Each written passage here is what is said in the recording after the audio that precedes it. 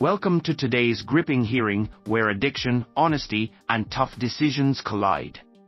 The court is about to confront a man named Peter Henan, freshly out of rehab, but not exactly out of the woods.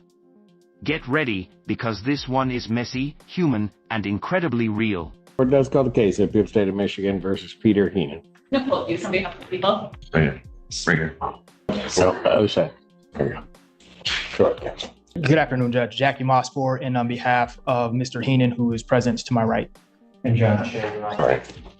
Mr. Henan, and the record should be just briefly set it out that while we were waiting for the courtroom change, at a bench conference with counsel, and given those discussions, Mr. Henan was, prior to calling his case, sent over to Community Corrections to obtain a strand tether and also to take a full panel drug test. Went over, did that, came back a 0.10 on a PBT, could not have the strand tether put on because of that.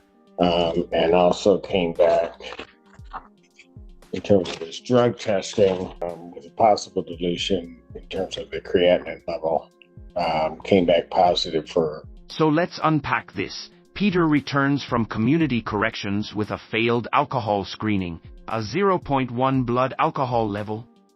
That's high enough to show recent drinking, and as if that wasn't enough, his drug test shows possible dilution and a positive for benzos. That raises immediate red flags for any judge. Is he being truthful? Is he manipulating the system? Or is he just deeply struggling to hold on? Benzos, and came back for positives on benzos. Sir, you take Zoloft? I do, sir. All right. How long have you had that prescription? Just started last night. I've taken it before, but I was in jail for 6 days, so I had to stop. And so then I started again. Sorry. The new script is from 2 days ago. Sorry. Hold on. You got a prescription for Zoloft 2 days ago? Yes, Your Honor. So rehab, I was in treatment and they gave me a packet of Zoloft. So I've been using that, but I needed more. So I called my primary care doctor and he prescribed, I think, 30. And you had that prescription filled? Yes, Your Honor. So, hold on. I just need to back up for a moment because I'm trying to find out where you are right now and have a greater understanding. You were in rehab. When did you get out of rehab? May 12th, I believe. Okay. And when you got out of rehab, you had Zoloft. Yes, they send you home with a 30-day supply. And so at some point, then you ran out. No, I still have some, but I needed to call my doctor anyway and tell him about this. And so I asked for a refill. The judge hones in on something important here. Peter voluntarily extended his rehab to 45 days. That suggests he wanted to get better.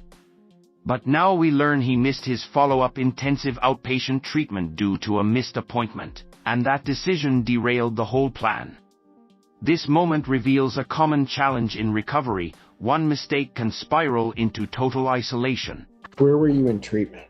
West Palm Beach, and it's called Hanley. It's a very good treatment center. To what? A very, very good treatment center. How long were you there? I was originally 30 days, but I extended to 45 voluntarily. Was there aftercare that was to follow that? So I have a therapist. The University of Michigan IOP can't take me for 6 months because I missed. Okay. Because you missed an appointment with them? Yes, and that's their policy. Yeah. So since you missed that, have you been doing anything? Because you were supposed to go and do intensive outpatient. Yes. Right. So at the point that you're supposed to go into intensive outpatient, you find out that you can't get in at U of M. What do? So I have Soberlink and my kids have a GAL. So I just started to do multiple AA meetings a day. Okay, but I get that. And here's the legal crux. After failing to get into University of Michigan's IOP program, Peter didn't pivot to another structured treatment. Instead, he relied on AA and self-monitoring tools. While those can help, they aren't court-sanctioned treatment programs. From a legal standpoint, this is a big problem. It shows non-compliance with a treatment directive, even if unintentionally. But in terms of an IOP, I mean, sorry. But go ahead if you want to try. Oh, I've reached out to Brighton. They have an IOP program. It's on Zoom though. And I think you get enrolled? I can. Oh, no. Here's what I'm trying to figure out. All right. And sorry, I'm asking you these questions for a reason. I'm not asking you to try to trick you into anything. I'm just trying to figure out, like I said, where you are. Sure. So you get out of treatment. Part of the aftercare on the treatment program that you're in is that you were supposed to get yourself into an IOP, right? Your Honor, that was part of the condition. Also the Soberlink and one AA meeting a day. Hold on. On whose condition? Oh, the treatment center's recommendation. You got me a little bit lost here. You go into the treatment center in Florida. You come out. They're basically on discharging you or releasing you from that. They're putting into place or give you a plan, an aftercare plan, right? Yep. Part of that aftercare plan was you were to get yourself into intensive outpatient treatment. Yes, sir. Right? Their recommendation was something here local at University of Michigan, right? Yes, sir. You were supposed to call them, but missed that somehow and or another. And then as per their policy, you can't get in for a while. 6 months. Right. After all that happens, what do you do? Stand up. I want to put it that way. What do you then do? Nothing? You didn't get yourself into any type of treatment program. Is that right? I found a therapist, and no, I did not find an IOP. Let me just ask you, and I won't hold you to it only because I know you've been drinking, but why didn't you do that? Honest answer. Sometimes I feel like AA is more effective because I've done an IOP program before and it's on Zoom. And sometimes I feel like AA and Soberlink is more helpful, especially in person AA. Not yelling at you, but I'm just going to tell you, if you could figure it out yourself, you wouldn't be in the position that you're in right now, right? Yes, Your Honor. This moment hits hard. Peter admits that he chose AA and Soberlink over a proper IOP because they were easier. That honesty? Brutal, but refreshingly real. And Judge Moss doesn't let it slide. She sees through the self-justification and drives the point home. The easy route isn't the one that's going to save his life or satisfy the court. If it went just on your feelings of what you thought was best, we wouldn't be here dealing with this part of this, would we? Yes, sir. So that's why you have other people guide you as to what you really need to do. I also have a feeling that the program that you laid out for yourself, while you think effective, is actually just easier than doing the IOP, because an IOP can be difficult. I desperately wanted that Michigan IOP 9 to 1, Monday, Wednesday, Thursday, and I just screwed it up. Right. But then you also then didn't put anything in place once you had messed up. Right.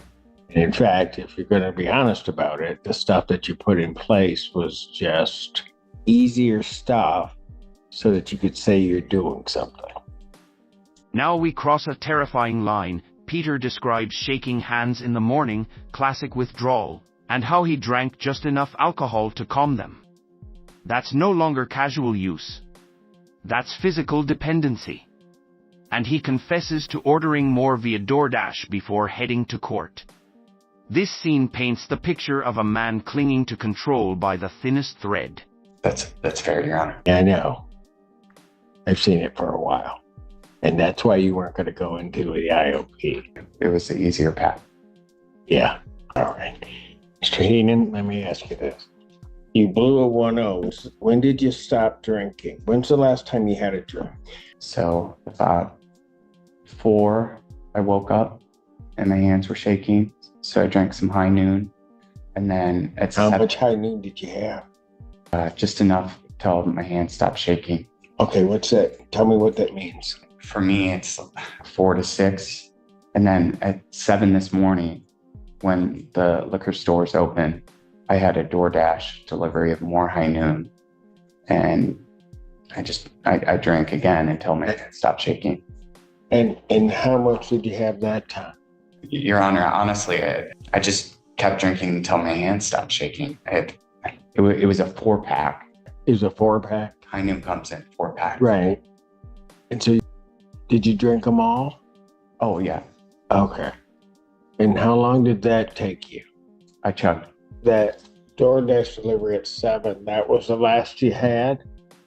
Yes, and my hands were shaking, so I've got a bunch of empties, and this is how desperate I was. I would pick up all the empties on my table and see if there were sips. And there was one that was that full, and I chugged that as well. It wasn't. What? Hold on. Sorry. What time did you do that? It was between 7 and 8 because I knew I had this coming. Okay. I didn't want to come in under the influence. So from 8 o'clock till, I don't know what time we first called your case. Well, when you went over to community corrections. So that was around 3 o'clock, maybe somewhere around there. Between 8 and 3, did you have anything to drink? No, Your Honor. It was 2:30 at community corrections. Okay, at 2:30. But so from when you chugged that half to 2:30, you didn't have anything to drink? No, Your Honor. Last night, I drank quite a bit, though. Basically, I lost my boys in a dispute, and I've been on a bender. So, Mr. Henan, I'm just trying to, like I said, I'm trying to figure out where you are and trying to, when you say you've been on a bender, what were you drinking the night before and how much? White Claw. I drank, probably 15. And that would have been last night sometime. When you say that you stopped about 4, you said, or something like that? So yesterday you were drinking White Claw, you had about 15. Yes. For over just that day, that evening? All day, yeah. Okay. And at some point, you stopped drinking. Either you passed out or you just stopped. No, I You felt probably passed out. passed out. Yeah. Yeah. And then you woke up at 4. Yep. And then you needed something else. My hands were. Right. Okay, I get why. But you needed something else, and that's when you got the other stuff. Or you already had that. I already had it. White Claw and high noon. I usually when I'm sober, I'm a fit person. I run marathons and stuff. So high noon and White Claw are the lowest calorie drinks. And so then you switched to the high noon, and you did that, right? Chugged them. You're Henan, do you think you're in trouble? 16 years sober. That's what Peter had before this relapse. This isn't just a courtroom misstep, it's a tragic fall from stability. Divorce, loss of children, job resignation, he's drowning in life trauma. And here's the heartbreaking part, he knows what sobriety looks like. That's what makes this descent even more painful for him and for the court watching it unfold. Just not with the court, I'm not talking about with the court, but just with you and your sobriety. I do. I have 16 years of sobriety, so I know I can do it. I'm just having a hard time right now with this divorce and losing the kids. Just life is hard right now. I had to resign my job I loved. It's just been a rough. Okay, so right now you're also not working. I had to resign to go to treatment. So here's what I'm just going to let you know that you're going to be staying at the Washington County Jail, temporarily revoke your bond. Okay? And I'm not doing that necessarily as a punishment, but I have no way to release you and keep the community nor you safe. Okay? And I'll just ask you this. You're going to come back tomorrow. Okay? And I'm going to set that for 9 o'clock or 10 o'clock tomorrow morning. When you come back, and I may ask you this tomorrow, but I want to know right now, what would you like to see happen right now for you? I would like it to scram, tether, and start taking antabuse. Hey, Mr. Henan, is that what you really would like to see happen? I need some accountability, yes. Okay, but you also need some help. Right, I agree. I do have a sponsor. Have you called your sponsor? No, you haven't. Hold on. Answer my question. Have you called your sponsor? No, I was too embarrassed. And the reason that you want the scram and the antabuse is because those are sort of easy things that I can do out of sight. I don't. You don't have to answer that. Okay. Okay, because I know what's going on. I've been doing this a minute. Okay. Between now and tomorrow morning, here's the thing that you're gonna have to do. You're gonna need to do the hard work. This isn't gonna be easy. And you have to get in your head, because you've done it before, but you have to get in your head that there's not going to be an easy path. This is going to be a hard path for you. And I think you really do know that inside. You just don't want it to come out. People don't come to me whenever they're before me and ask me, give me a hard way to go, Judge. They don't do that, right? So I'm not expecting you to necessarily say that to me. I'm just telling you, this isn't going to be this easy path, this shortcut. And you got to wrap your head around that, right? You just have to understand that. So we're going to try to get something in place for you, because let me put it this way. If I let you out right now, you don't make it through the night without drinking. And you know that. Not with a scram. I could put that scram on you. You're going to drink. You're going to drink. Okay. That scram is not a magic bullet. It's not going to stop you. The only thing that scram is going to do, quite frankly, where you are, the only thing the scram is going to do is just tell on you. It's not going to stop you from drinking. Ah yes, the infamous scram tether. It's an ankle bracelet that monitors alcohol levels through your skin. But Judge Moss isn't fooled. She points out a harsh truth: scram doesn't prevent drinking, it just reports it.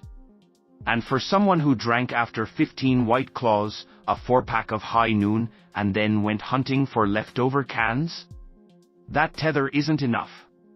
Not by a long shot. Realize that you pounded down 15 White Claws, and then you did 4, then that wasn't enough, and you had to call somebody to bring you more alcohol. Do you think a thing around your ankle is going to stop you after that? No, it's not. Jail was really hard for me. I know. So that alone would stop me. For a while. I understand. But you're going to go tonight, and then we're going to see you tomorrow morning. Mr. Henan, you'll never, or maybe one day you'll understand it. I'm not doing it to be mean. I don't want to lose you. And I know if I let you out of here, there's a good chance we're going to lose you. Our class conference will be adjourning. I'll just also call it a bond hearing. What is tomorrow the 3rd? July 3rd, 2024 at 10 a.m. At this time, the bond is revoked. Just reset it tomorrow.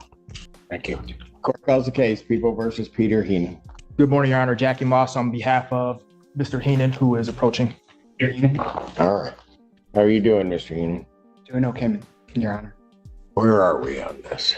Did we get any update on Bear River? Your Honor, in regards to, in regards to Bear River, yes, the update is Bear River can have Mr. Henan admitted within 24 to 48 hours. However, they would require the referral from CMH. That was not able to take place yesterday because CMH said they required an order from Your Honor before for CMH to evaluate him. Yes. With that being said, my understanding is that in custody evaluations take place twice per week, on Wednesdays and on Fridays. So if they received an order today, they could potentially get to him on Friday. If not, then it'll be into next week. Okay. With that being said, my position would be that where we left off yesterday, Your Honor was entertaining the idea of releasing Mr. Henan on a scram tether. If the court is inclined to do so at this time, upon release, Mr. Henan would be able to call the CMH hotline and immediately be evaluated. It's a 20 to 30 minute phone interview process. And then Mr. Henan could continue with the admittance process with either Bear River or Mr. Henan did mention another facility, Liberty Treatment, which is in Fayette, Michigan, Your Honor. People have a position on this. Your Honor, ultimately, I think we would defer to the court's discretion. The people really want to make sure that Mr. Henan gets into treatment as soon as possible. I just ask that we set him up for success as best we can. So if we are going to release him on a scram, I ask that counsel help him get situated with making that call to CMH so that he's not left on his own to do that without any assistance in case he needs it. I would definitely be willing to do so, Your Honor. And one other thing I wanted to apprise the court, there are a few matters that Mr. Henan would need to get in order in terms of personal affairs, primarily his rent, and actually more importantly, as a part of the settlement agreement in his divorce, he's ordered to pay the tuition for his son's private school. That payment is due on or before July 10th. Mr. Henan does not have his credit card information with him. All of that is at home. So in order to be able to comply with that, that is another reason that we are asking that Mr. Henan be allowed to scram feather. Mr. Henan, when you're out, who helps with just support around you? I mean, what other people are around you? I don't have much support, just AA. And that you've been doing via Zoom? Yes, sir. Okay, because here's part of my issue. Counsel's going to only be able to take you so far. So yeah, get you out, get the call made, but then you're there. And I understand that you've got the tether on, you would have the scram unit on, but all that may tell me is that you're that you drank. It's real concerned. I mean, I'm just gonna be blunt about it. I don't know how you make it, even if for a day or two. I just don't know how you make it. That's my problem. And I think you know that too. Am I right? Your Honor, I can do this. I can do it. I know I can. And I want to believe you. I'm not sure I do. I'm having a hard time here. I don't ever want to come back to jail. I'm not a bad person. Hey, Henan, so that you understand, I don't think that you're a bad person either. I just don't. I'm about you and what you do. That talk we had yesterday, I was kind of making that clear to you. That, I'll be honest with you, I don't want you dying. That's what because eventually you're going to run out of opportunity and chances. And what weighs heavily on me, given what we went through that you past few days, is I could let you out on a scram tether and I never get you back. This is the emotional core of the hearing. Judge Moss says what most judges won't say out loud. She's afraid he'll die if she lets him walk. It's no longer about bond conditions. It's about saving a life that's crashing fast. Her decision to keep him in custody isn't punitive, it's protective. And that distinction? Absolutely crucial in a courtroom like this. And for what it's worth, Your Honor, I did have a very frank and blunt conversation with Mr. Henan and informed him that if the scram tether did indicate that there was consumption of alcohol, Mr. Henan would very likely remain in custody for the pendency of his case. Here's what I'm going to do. And you're not going to like it, Mr. Henan, but I'm making the call. You're not going anywhere. I'll sign the order. You'll get assessed on Friday. And we're going to get you out to Bear River and start this process.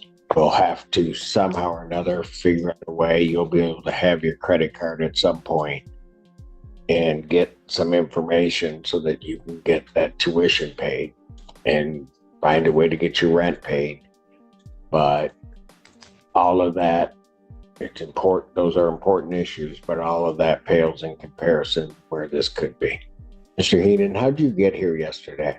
I drove, Your Honor. Yeah. And I'm letting you know that that factors into my decision because, Mr. Henan, by the time we got to you and you didn't drink while you were here, you were a .10. By the time we got you over to community corrections and you had already been here a while.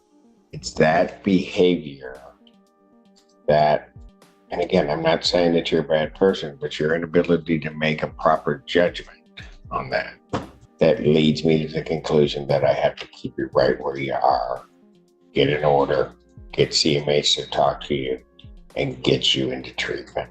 So that's what I'm going to do. And counsel, somebody will need to prepare an order for the court signature to do that because I don't. I will sign it and we'll get it there. So at this point, I'm just going to continue your bond as revoked. I'm not going to even set an amount at this point, and I will adjourn the probable cause out. Okay, why don't I do this so that again we don't lose track? I'll set it for the 11th. Okay. 2024 at 9. And then if there becomes an issue, we can get to the prosecutor, we can step to do something else. And with that, the gavel falls. Bond stays revoked, rehab is ordered, and the next hearing is set. But let's be honest, this story isn't about the next court date. It's about whether Peter Henan survives the night, the week, and the long road ahead. The judge isn't just battling relapse, she's fighting time. Will Peter make it out alive? That's the part only time and treatment can answer. Anything further? Nothing from the defense, Your Honor. All right.